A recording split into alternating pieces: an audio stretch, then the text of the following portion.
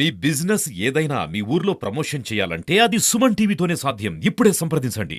గౌరవ ముఖ్యమంత్రి గారు నారా చంద్రబాబు నాయుడు గారు 10వ తారీఖున అనంతపురం జిల్లా కేంద్రానికి రావడం జరుగుతా ఉంది.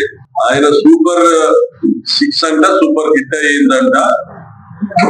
దాని గురించి రాష్ట్ర వ్యాప్తంగా ప్రజలకు తెలియజెప్పడానికి తెలుగుదేశం పార్టీ రాష్ట్ర శ్రేణులందరినీ కూడా ఇక్కడ సమాయత్తపరిచేదానికి ఒక సభను నిర్వహించడం జరుగుతా ఉంది. ఎలాగో రైతుల వెతలను యూరియా కొరతలను మనం చూస్తూనే ఉన్నాం. 9వ తారీఖున రాష్ట్ర వ్యాప్తంగా రెవెన్యూ డివిజన్ కార్యాలయాల వద్ద పెద్ద ఎత్తున రైతులు యూరియా కొరత బాధితులు, కృత్రిమ కొరత బాధితులు, చంద్రబాబు చే వంచనకు గురి కాబట్టినటువంటి రైతులందరూ కూడా పోరాటం సిద్ధమవుతా ఉన్నారు. మరి ఈ సందర్భంగా నేను ప్రశ్నించదలుచుకున్నది వైఎస్ఆర్ కాంగ్రెస్ పార్టీ రాష్ట్రానికి 2, 3, 4, 5, 6 ఈ 6 పేజీల్లో కళ్ళు మూసుకొని అలా చూసినా కూడా కనీసం 200 హామీలు అయితే దీంట్లో మీకు కనపడతాయి. కనీసం 200. దీంట్లో మీరు అప్పుడే ఏమీ లేదు, కొనలేదు, మొదలు లేదు,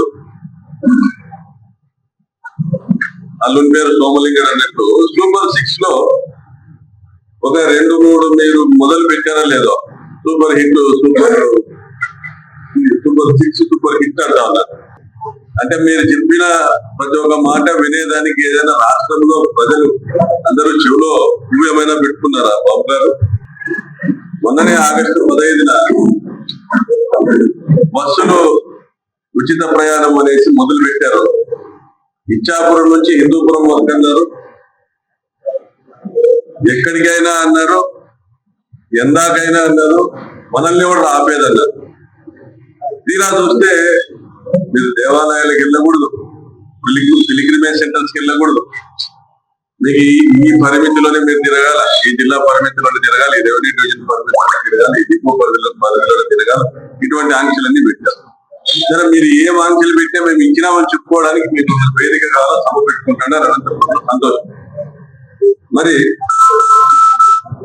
నిరుద్యోగ యువత రెండవసారి మోసపోలేదా?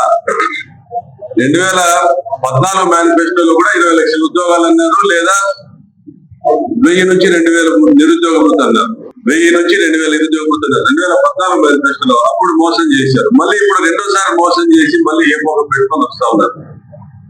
అనంతపురంలో నిరుద్యోగ యువత ఉపాధి దొరకక వలసలు పోతా ఉన్న పరిస్థితి చూస్తా ఉన్నాం. మేమేం చెప్పలే ఉద్యోగాలు ఇస్తామని, మీరు చెప్పిన దాని గురించే మాట్లాడతాం. మీరు ఇదిగో ఈ మేనిఫెస్టోలో మీరు ఎప్పుడైనా ఒత్తిడి పెరిగితే మీ వెబ్సైట్ నుంచి తీసేస్తారు మేనిఫెస్టో. గత ప్రభుత్వ హయాంలోనూ మీరు అప్పట్లో 14, 19 హయాంలో కూడా తెలుగుదేశం పార్టీ మేనిఫెస్టోను వారి వెబ్సైట్ నుంచి తొలగించినటువంటి పరిస్థితి చూసినాం. ఇప్పుడు కూడా ఒత్తిడి పెరిగితే ఈ ప్రజాకాలం మొత్తం మీరే వస్తారు. ఏమన్నంటే ఆర్టిఫిషియల్ ఇంటెలిజెన్స్ అంటారు, కనపడడం లేదు, మాయమైపోయింది, అది ఖాళీ ఉంటుంది, ఇది టెక్నాలజీ అంటారు. మరి మీరు 20 లక్షల మందికి ఉపాధి కల్పించారా? నిరుద్యోగ యువతకు ఏదైనా మీరు నిరుద్యోగ వృత్తి ఇచ్చారా? మరి డ్వాక్రా మహిళలను రోడ్డు పాలు చేశారు కదా, మీరు మీటింగులకి తరలించడానికి సమాయత్తం అవుతున్నారే, ఆ డ్వాక్రా మహిళల్ని మీరు రోడ్డు పాలు చేయలేదా?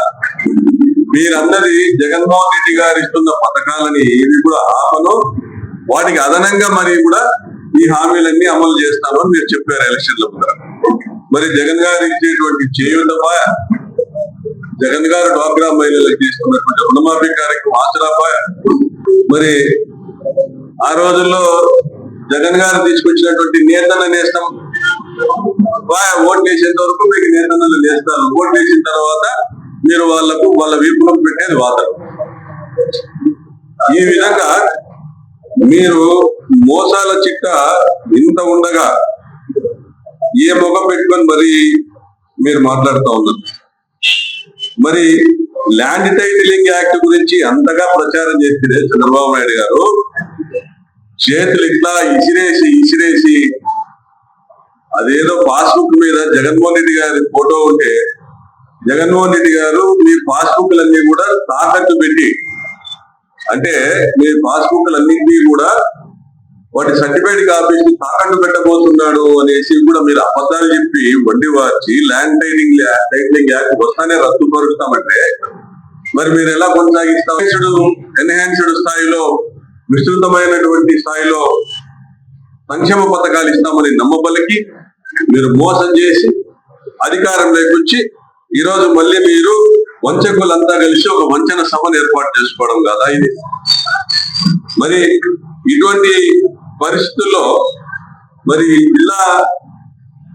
జిల్లాలోని 14 మంది శాసనసభ్యులకు గాని 20 పార్లమెంట్ సభ్యులకు గాని యూరియా కొరత కనపడటం లేదా? రాష్ట్రంలో బ్లాక్ మార్కెట్ కు తరలించాల్సినటువంటి యూరియాను బ్లాక్ మార్కెట్ కి తరలించిన మాటలు వాస్తవం కాదా? ఈరోజు ఒక్కొక్క బ్యాగ్ మీద, ఒక్కొక్క యూరియా సంచి మీద దాదాపుగా 200 రూపాయలు అధికంగా ధరలు వసూలు చేస్తున్నది ప్రైవేట్ వెండర్స్, ప్రైవేట్ డీలర్స్ అధికంగా ధరలు వసూలు చేస్తున్నది వాస్తవం కదా చంద్రబాబు నాయుడు గారు? మరి మా జగనన్న హయాంలో ఆర్బీకే వ్యవస్థను ఏర్పాటు చేశారు. రైతు భరోసా కేంద్రాల ద్వారా రైతులకు భరోసా కల్పించి వారి గ్రామాలకే నాణ్యమైన విత్తనాల సరఫరా, నాణ్యమైన ఎరువుల సరఫరా కియాస్కుల ద్వారా ఎవరైతే నమోదు చేసుకుంటే, ఎవరైతే పేమెంట్ చేసుకుంటే రైతు భరోసా కేంద్రాల ద్వారానే రైతులకు అన్ని ఫర్టిలైజర్స్ కానీ, యూరియా కానీ, అన్ని కూడా పెస్టిసైడ్స్ కానీ అన్ని అందుబాటులోకి తెచ్చారు.